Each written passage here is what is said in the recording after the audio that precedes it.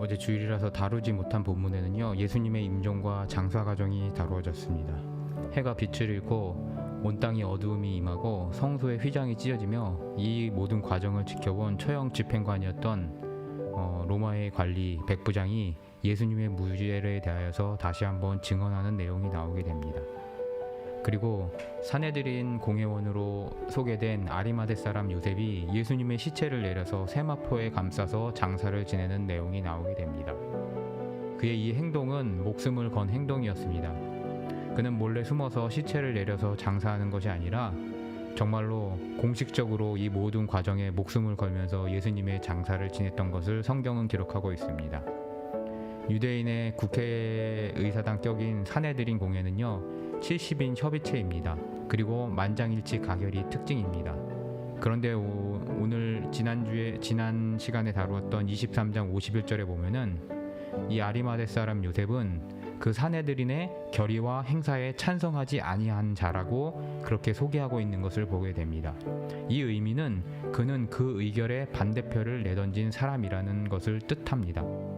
그의 반대에도 불구하고요, 예수님의 처형은 가결되어서 빌라도에게 예수님을 보내게 됩니다.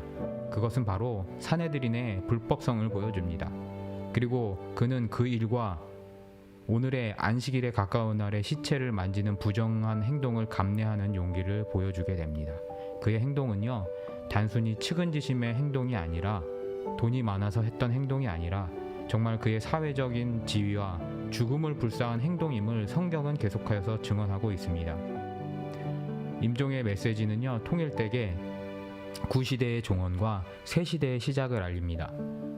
돌연히 해가 빛을 잃고 어둠이 깔리고 성소의 휘정이 찢어지는 것은 이러한 그레이트 리셋의 증거입니다. 그리고 그 마지막을 아리마대 사람 요셉이 새 무덤으로 장식하고 있습니다. 유대인은 전통적으로 열조에게 돌아간다고 하여서 조상 대대로 사용하던 묘실에 묻힙니다. 그런데 아리마대 사람 요셉은 예수님을 새 무덤에 안치함으로 구시대의 종말을 고하고 새로운 하나님의 나라를 시작하는 것을 그 믿음과 장사의 과정을 통하여서 몸소 실천하여서 보여주게 됩니다. 그리고 나서 오늘 본문에 안식 후 첫날에 예수님의 무덤을 찾아간 여인들이 그곳에 등장하는 것을 보게 됩니다. 여인들은 그곳에서 예수 그리스도의 부활의 징후와 부활 고지를 알리는 천사를 만나게 됩니다. 그리고 이들은 달려와서 이 사실을 사도들에게 알립니다. 우리는 이 장면을 통하여서 몇 가지 중요한 신앙의 분기점이 되는 사실을 관찰하고 믿음과 불신의 갈림길 기로에 서게 됩니다. 첫 번째, 무덤을 찾아간 여인들입니다. 성경 속에는 막달레나 마리아, 요한나, 야고보의 모친 마리아로 보통 언급됩니다. 이들은 숫자는 최소한 3명입니다. 다른 여인들도 섞여 있다라고 이야기하기도 합니다. 그런데 유대의 증언법 속에 증언의 최소 단위는 2입니다. 이 3명이라는 것은 증언의 최소 단위를 형성하고 남았음을 의미합니다. 그런데 이 3명이 공교롭게도 다 여인이었습니다. 유대 율법상에 여인의 증언은 효력이 없습니다. 베드로가 그 부인 중에서 마지막 고백 중에 3번의 부인을 하고 그가 빠져나올 수 있었던 이유도 첫 번째 고발인이 여종이었기 때문에 3번의 고발이 있었음에도 불구하고 아직 2번만 고발당한 것과 똑같은 이유 때문에 빠져나올 수 있었던 것입니다. 그런데 하물며 3명의 여인이 증언한 부활은 절대로 유대인에게 사실로 믿어질 수 없었습니다. 사도들로 언급되는 사람들조차도 믿지 않았습니다. 그들이 믿음이 없는 것이 아니라 유대인의 법의식 속의 스테레오타입으로 위배되는 행동이었기 때문에 절대로 믿을 수 없었다라는 것입니다. 그런데 이것을 통하여서 예수 그리스도의 부활 사건은 열려있으나 닫힌 결말이 되게 됩니다.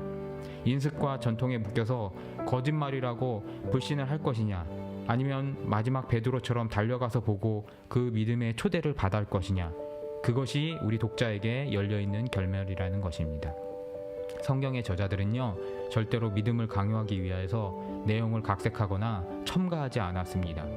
증인의 효력이 발생하는 요건을 만들기 위해서 노력하지 않고 믿음이냐 불신이냐를 독자들에게 택하라고 그렇게 선택을 내놓는 것을 우리는 봐야 합니다.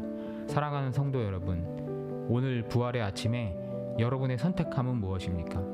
믿음입니까? 불신입니까? 믿음을 선택했다라면은 그 부활에 대한 증언과 증언자의 삶을 어찌 미룰 수 있겠습니까? 증언자의 삶을 사시기를 부활한 예수님의 이름으로 축복하면서 오늘 말씀을 마치도록 하겠습니다.